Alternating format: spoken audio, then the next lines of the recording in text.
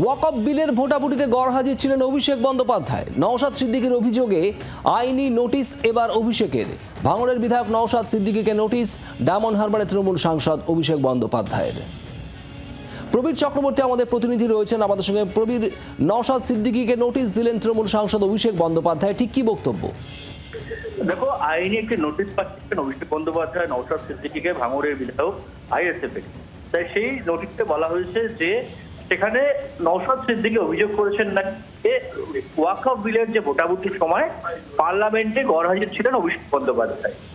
এই বিষয়টাকে সামনে রেখে আইনি নোটিশ পাঠিয়েছেন অভিষেক বন্দ্যোপাধ্যায়। সেখানে দাঁড়িয়ে তার যে নোটিশ সেখানে লেখা রয়েছে যে নওশাদ সিদ্দিকী যে অভিযোগ করেছেন সেটা সম্পূর্ণ ভিত্তিহীন মিথ্যা অভিযোগ।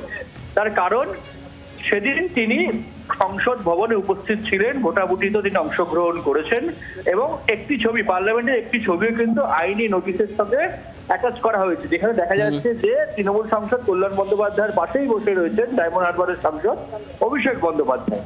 কল্যাণ বন্দ্যোপাধ্যায় তিনিও জানিয়েছেন যে হ্যাঁ, সেদিন রাত 3:30 পর্যন্ত পার্লামেন্টে উপস্থিত ছিলেন অভিষেক বন্দ্যোপাধ্যায়, তিনি ভোটাভুটিতে অংশগ্রহণ করেছেন। এই অবস্থায় দাঁড়িয়ে 48 ঘন্টা সময় দেওয়া হয়েছে নওশাদ সিদ্দিকীকে অভিষেক বন্দ্যোপাধ্যায়ের তরফ থেকে, যে 48 ঘন্টার মধ্যে, অর্থাৎ চিঠি পাওয়ার 48 ঘন্টার মধ্যে তিনি যদি তার বক্তব্য তুলে না নেন বা রিয়াক্ট না করেন তাহলে কিন্তু 48 ঘন্টা পরে আইনত ব্যবস্থা নেবেন তিনি। এই ধরনের একটি লিগ্যাল নোটিশ নওশাদ সিদ্দিকীকে পাঠিয়েছেন অভিষেক বন্দ্যোপাধ্যায়। বাংলার আওয়াজ, বাঙালির আবেগ, জি 24 ঘন্টা।